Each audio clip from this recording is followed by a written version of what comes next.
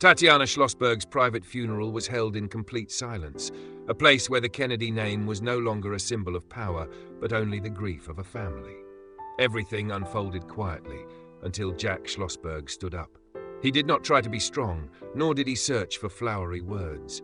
Just a few sentences about the sister he loved, simple, sincere, yet enough to leave the entire room choking back tears.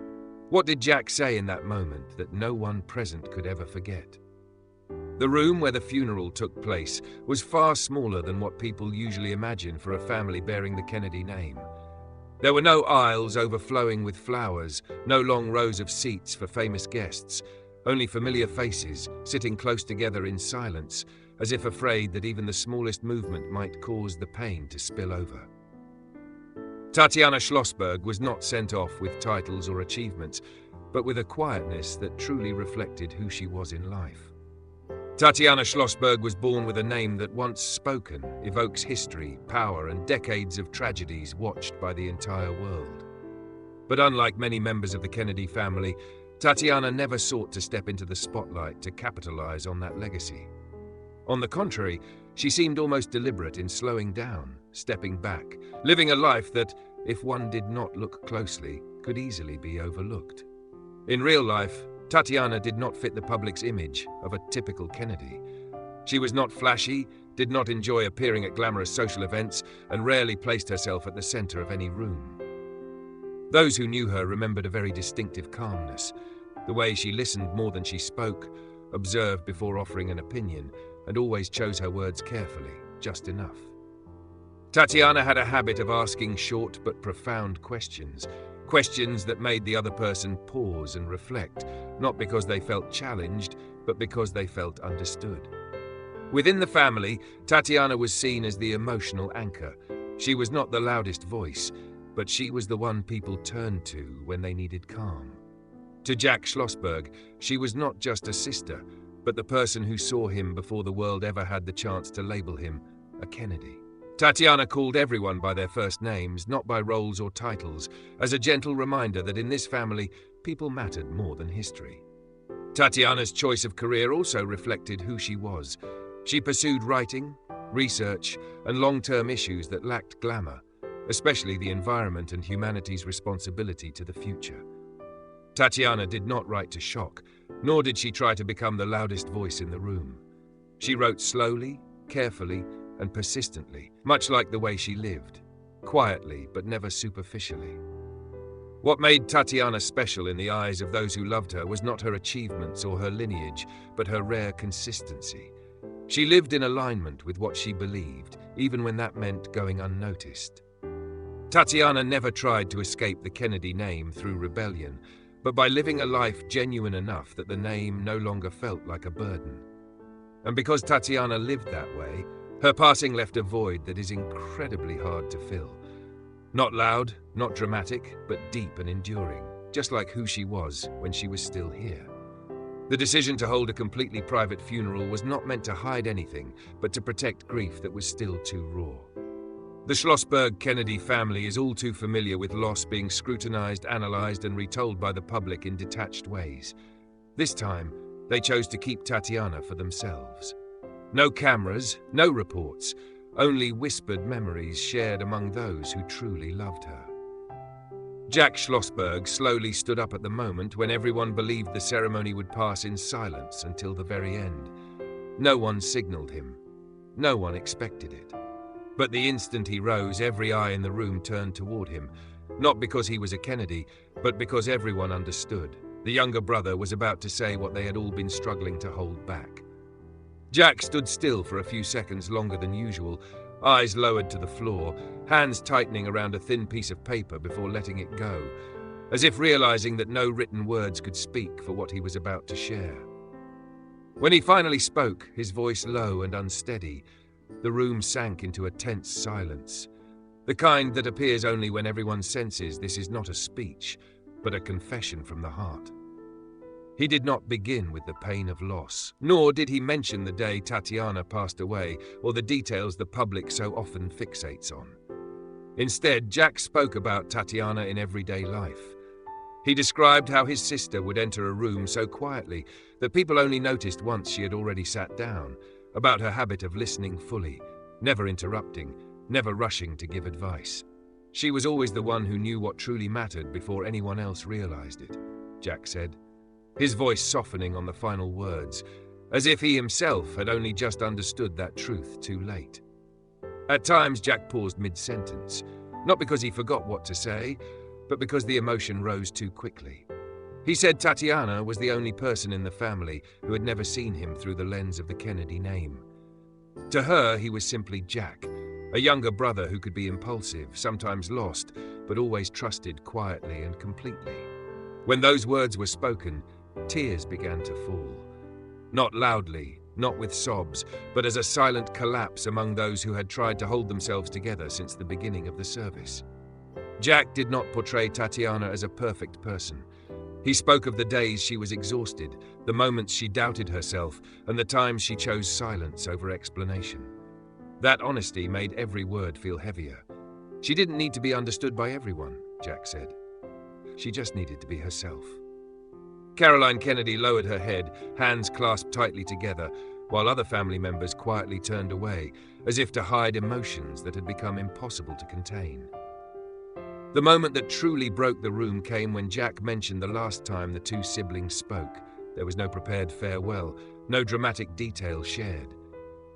It was simply an ordinary conversation, and that very ordinariness had now become the thing that haunted him most. Jack's voice caught, his shoulders trembled slightly, and for the first time he had to stop completely to regain his composure. No one rushed him. No one looked away. Every gaze remained with him. The tribute did not last long, but every sentence carried its own weight. Jack ended with a short promise, spoken very softly, almost only loud enough for the room to hear. A promise not meant for the public, but reserved solely for Tatiana, the sister who taught him how to slow down and live truthfully. When he stepped down, there was no applause, only tears falling in silence and a shared feeling among everyone present. They had just witnessed a moment too private to be repeated and too genuine to ever be forgotten. The silence after Jack stepped down was unlike any other pause. It was not the kind of quiet that waits for the next speaker, but the moment when everyone simultaneously realized that the pain had just been named, and no one had the strength to respond to it. A few people lowered their heads to the funeral program folded neatly since the beginning of the service, as if those printed lines might give them something solid to hold on to, amid emotions breaking apart piece by piece. Caroline Kennedy remained seated for a very long time. She did not wipe away her tears right away. Her eyes stayed fixed on the empty space in front of her, where Jack had just stood, as if she could still hear her son's voice echoing somewhere in the room.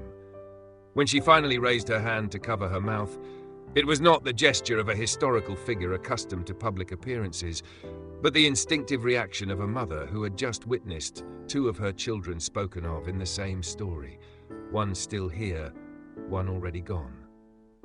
Other members of the Kennedy Schlossberg family did not embrace each other immediately. They touched hands very lightly, brief and cautious touches, as if afraid that tightening their grip even a little more would cause everything to collapse completely. Some turned away to look toward the window, where the slanted afternoon light inadvertently highlighted tears not yet wiped away. No one tried to appear strong, and no one needed to. Tatiana in that moment was present not through photographs or formal introductions, but through the emotions of those who remained. She lived in every pause Jack took, in the way Caroline could not stand up right away as the service neared its end, and in the truth that no one wanted to be the first to leave the room, because leaving meant accepting that the farewell had truly ended. As the funeral slowly drew to a close, there was no grand ritual to mark the ending. People stood up very slowly, as if time inside that room flowed differently from the world outside. Jack was the last to leave his seat. He paused for a beat, turned his head to look forward, toward the place where his sister had just been sent off with the most honest words possible, before moving on. It was a small moment, almost unnoticed, but for those who saw it, it carried the full weight of the loss that family would bear long after the doors closed. Outside the room, the world continued on in its familiar rhythm, but for those who had just stepped out of that funeral, time seemed to slow down. No one spoke along the walkway, no one hurried to leave the grounds. Each person carried with them a piece of Tatiana's memory, different, private, and impossible to fully share in words. Tatiana Schlossberg never wanted to be remembered as a symbol. She did not seek the center of attention, nor did she try to let the Kennedy name define who she was. And perhaps that is why Jack's farewell resonated so deeply. It did not tell the story of a public figure, but of a sister who quietly existed in the lives of those around her. Someone who knew how to listen, knew when to step back, and always chose kindness over noise. In the small stories whispered after the service, fragments of memory exchanged only among loved ones, Tatiana appeared more vividly than any article or news report ever could. Some remembered her reserved smile at family dinners. Others recalled the way she asked questions softly, but always went straight to what mattered most. No one spoke loudly, but everyone understood. It was precisely those small things that lasted the longest. Jack, when he left the grounds, did not walk with the crowd. He stayed behind for a while, as if to make sure everything had truly ended. His face no longer tried to hide emotion, but it did not collapse either. It was the calm of someone who had said what needed to be said, even knowing that saying it would not lessen the pain, only make it more real. And when the final door closed, Tatiana Schlossberg's private funeral ended without leaving a single image for the public. Not one photograph, not one video, only tears that had fallen, words that had been spoken, and a quiet truth. Sometimes the most moving moments in the most famous families are the ones the world will never see. No official statement followed. The Kennedy Schlossberg family did not speak, did not clarify, and did not share any further details. Tatiana's funeral ended exactly the way she had lived, quietly, discreetly, and completely separate from the curiosity of the outside world. But for those who were there that day, Jack's words and the silence that followed would remain for a very long time, like an imprint that could never be erased. This story is not about a famous family, nor about legacy or power. It is a reminder that behind names known to the world are families who feel pain, experience loss, and love just like anyone else. Sometimes the simplest tributes are the ones people can never forget. If you felt something from this private moment, share your thoughts below. What do you think made Jack's tribute resonate so deeply with everyone present? And in your view, are famous families ever truly allowed to grieve in silence? Don't forget to like, subscribe, and share the video if you want to continue exploring the untold stories behind the spotlight.